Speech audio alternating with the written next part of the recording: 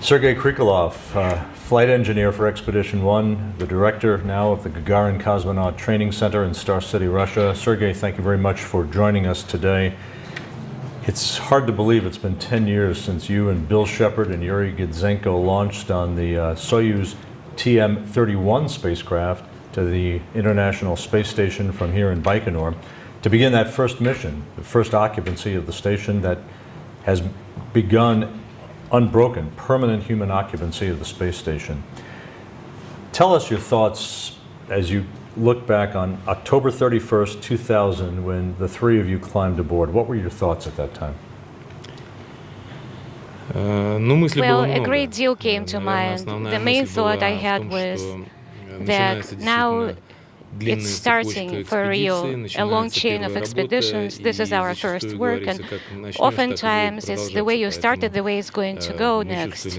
So I felt a huge load of responsibility then about responsibility for what we're going to do, how we're going to begin, what is going to come out. And that expedition was especially critical then because that was the first day of a human being on board that was constrained by the availability of the systems for life support on board the station. And it was critical to stay in the station and not to let the moment of exhausting those resources happen. In addition to the beginning of a long path, there was a very quick start that would have supported the functioning of human being on board the station. A two-day flight from the launch pad here in Baikonur to the International Space Station, and then you finally arrive. You dock, and you prepare to open up the hatches. As the three of you opened the hatch to the station for the first time and floated inside, I remember that you grasped each other's hands in jubilation. You're very happy to arrive on the station. Did you have a sense of history that this was a very historic moment, that you were beginning a new chapter in human spaceflight? Yes, it was a historic moment, of course. We did understand that that was the beginning, a start. Although for me, that was the second opening of the hatch, because the first time I opened the hatch was between the FGB and the node in Expedition STS-188, when we entered the station for the first time. The station was very small then. It was only FGB and the node. The node was the first entry, and for me, this one was sort of a return to the station, but returning as a member of the expedition. And of course, as you point out, the station, it was an infant at the time, very primitive, very simple, just a couple of modules, no significant infrastructure to the station at that time, technically. Did you feel as if you were pioneers in a sense in this brand new facility? How primitive was it? What was day-to-day living like? Well, the day-to-day work was rather close to usual work, because I used to live at the station for many months, at the Mir station. The thing that was unusual was that we would have to open the station, turn the light on, install television, find all the cables that were hidden behind the panels. And although the station was small, it had a full set of all the necessary life support systems. And they were just inactivated, and we had to put some of them together and start operating on the station activation. So when there was a question on experiments and what were the most interesting experiments, I would always say the greatest experiment was the assembly and revival of the station, making it come to life. Sergei, as you mentioned, arriving with Expedition 1 in November of 2000 actually marked your second arrival on the station after STS-88, which was the first assembly flight, of course, for the complex. For you, some sense of familiarity. How did you convey to both Bill Shepard and Yuri Gidzenko what it was going to be like once you arrived on board? Well, in reality, we all knew what was supposed to be there because the training was very long, it was very detailed, very involved, maybe even unnecessarily too involved. So we had a pretty good idea what we were going to encounter at the station. And it was interesting to have a sense, to have a feel of the new order, the new way of life on the station, because the station itself, from the start, was international, and it had international crew from the very beginning. And it was interesting to work with the two mission control centers and under their guidance. Indeed, coming back to the station, we were coming back with new quality and a new role. And again, did you feel as if you were pioneers in a sense, this starting an international process here that was going to be unprecedented in spaceflight history? Probably not. At that moment, we were thinking of the present and the moment we were in, although subconsciously we understood that that was a certain threshold that we were supposed to cross. 10 years later, the space station has grown into a massive complex, visible in the night sky very easily on a clear night, capable of supporting 6 people as we see today. Is this the space station that you had envisioned 10 years ago when Expedition 1 first opened the doors?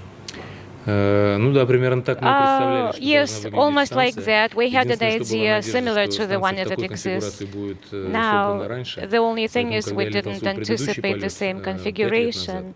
And 5 years ago, I expected that the station would have been fully assembled, and I would have preferred to work on a more sophisticated equipment. But unfortunately, the assembly of the station happened as it happened, and the serious delay was the shuttle disaster. And the reasons for the period of delay is quite understandable. And now the station is virtually assembled, and one of the elements that we wanted to see on the station from the very start already is present there. And I know that the cosmonauts and astronauts may enjoy the view of the space. I get the sense that you'd almost like to go back again. Is that something that you ever might do again, or are your flying days over? I hope there would be such an opportunity. It would be interesting to be at the station when it's fully assembled finally, because when I was there, there were only 2 elements present, and that was the first lengthy expedition. I remember the questions which I was asked. Journalists would ask, what would you like the station to be? And I would say, I would like it to grow bigger, and now it has grown bigger. There are many people who think that the construction of the space station to what it is today, it may be the greatest accomplishment in the history of human spaceflight, and that includes the moon landings because of the complexity involved. In your mind, do you see it that way? Has the station fulfilled its potential yet, or is it yet to fulfill its true potential? Indeed, the assembly of the station and its build-up is a big, interesting project. And oftentimes, speaking of results, they only mention those results which can give some valid scientific experimental results. And what I was focusing on from the very first flight was that the biggest experiment is the building and the assembly of the station. And the greatest achievement is that in spite of the rather sophisticated international cooperation, the building of the station continued. And it went through certain stages, and right now we're at a stage where it's a final completion stage, virtually speaking. So the very fact that that project came to life and was and actually was accomplished is the greatest attainment. Last year, for the first time, all the partner agencies were represented at one time aboard the International Space Station, a true symbol of international cooperation. How impressed are you Nobody's flown in space for as many days as you. How impressed are you that the station has overcome language, technical, cultural differences between the countries, the various countries, to be as successful as it has been? For us, it was a goal, it was a dream, and we thought that that's exactly the way the work should be done on the station, and that's the way it should continue. And so in our thoughts, we have decided a long time ago that that was the normal course of events, that the specialists of different countries would be working together. And because we used to work to collaborate with international partners on multilateral levels, and it turned into a qualitatively new level, and I think that's the way it was supposed to be. You know what happens when you wait for something for a long time, then it seems to you that it's already happening. So from my point of view, I don't think there is anything unusual about that. In your mind, what do you see as the International Space Station as a next step to go beyond low Earth orbit? How do you see the station as a forerunner for future spaceflight activities? First of all, in the same way as with the Mir station, the stations that support long-duration space flights are a basis, a foundation for any remote missions, because remote missions tend to be lengthy missions, and we have learned to fly for a long time and to support life on board for a long time, and we learned how to build life support systems accordingly. And the second factor is the factor that will provide further development of international cooperation is that we had some doubts whether we would be able to be building significant projects together and whether we'll be able to complete them. And the station is a good illustration that we're capable of doing that. And we have achieved the result that we wanted to achieve together. The most important thing is developing certain procedures, developing communication process, developing mechanisms of obtaining that data. And in reality, you can do it all on the station right now. And at this point, there is a remote mode of interchange that is starting to work on the station, where the communication sessions happen only when it's necessary, and autonomous measures can be worked out on the station, autonomous standalone actions, and interorbital complexes are a matter of the future. Sergei, if somebody told you, I want you to write the history of human spaceflight, what place in history would the International Space Station take, in your mind?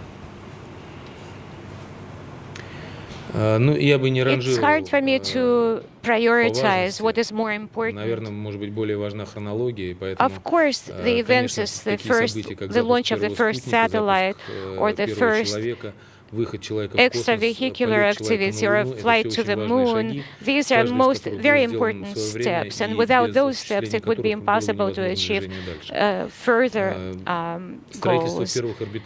And long-duration flights are a part of that chain of events. Also, the build-up and the operation of the station is a significant success with respect to the fact that we were able to do it all together. And this is one of the few events that is one of the landmarks in human space activity and exploration. If I were to prioritize, I would prioritize the events chronologically. Although many years down the road, one would be able to reevaluate the importance of each individual event. We're just a few months away from an extremely historic anniversary, the 50th anniversary of Yuri Gagarin launching, not far from where we're sitting, to become the first human in space. It certainly changed the world forever. In your mind, what was the significance of that flight and the significance of where we've come in space exploration, exploration in general, over 50 years? Well, the significance of Gagarin's flight, it speaks for itself. It was the first flight into uncertainty. Right now it may appear trivial, but if you look at those tasks that were given to the first cosmonaut,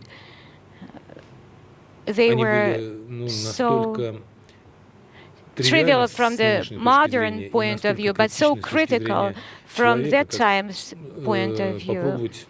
To try and swallow, to try and breathe. Nobody was certain that a person could have steady breathing in that state, or nobody had 100% confidence that the person would be psychologically stable in the state of microgravity or high acceleration environments.